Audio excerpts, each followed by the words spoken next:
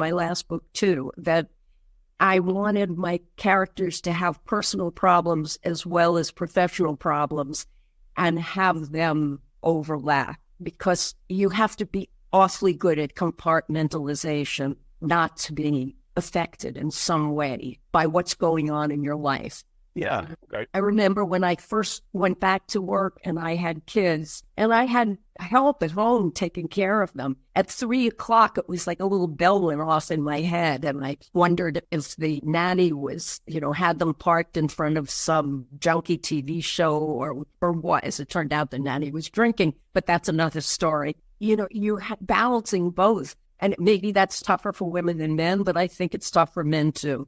Yeah, no, definitely I agree. So I don't know, what do you think if we jump forward just maybe 10 years? What does a person's day look like versus now?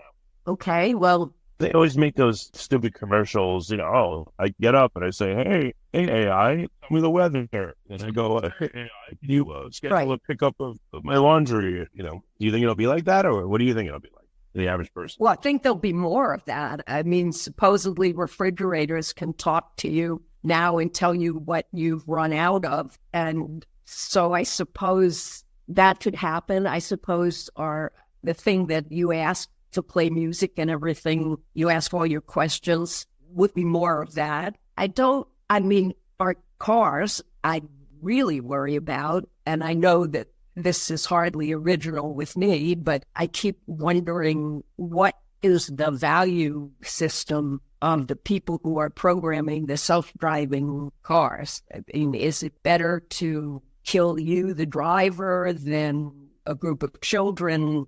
Is it an eye for an eye? I mean, if somebody rear ends you, do you then, back into him harder? Or, what? We have so many different value systems in the world, turn the other cheek. I just know what could happen with a car, for instance.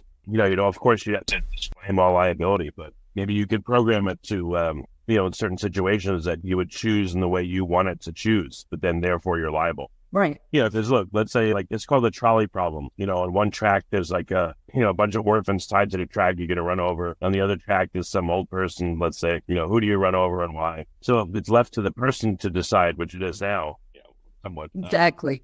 They're liable. If it's left to the AI in the car, well, then they could be liable. So maybe what they'll do is some hybrid where they're like, all right, by driving this car, you agree, blah, blah, blah, whatever. And you can, again, have different driving settings and preferences. Maybe that would be where it goes. Maybe, but I don't know. Would it be hackable? I mean, cars are already hackable, at least some of them.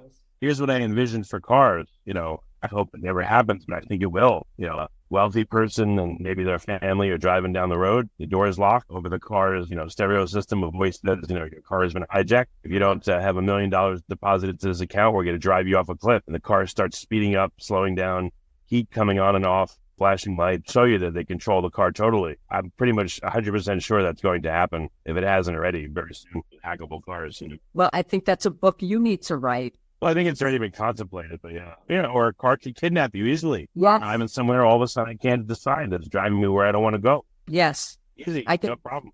I could think of some political figures I would do that to if I had the technology. But that's not the subject. These things, probably are going to happen. It'll be used for good. It'll be used for in the legal sphere, that's what I worry about. If someone trains a deep fake on you and then it has it appear to commit a crime, and by all accounts, how do you prove it wasn't you? Well, you tend to do this and that and go to these places and, say these things. And we have voice recordings of you doing this. And we have this and that happen, which fits your pattern. And, how would you defend against that? Yeah, I think there are many, many things that could be the worst outcome of AI. But I think the potential for misinformation, disinformation is enormous. I mean, it's already started, but I mean, the president could be shown with no clothes on, surrounded by a harem of women, or anything. And people believe this stuff because of the silo effect of news that we get, where we choose our news. So that I see is AI out of control, and I'm hoping that won't happen. But we have an election coming up, so we'll see.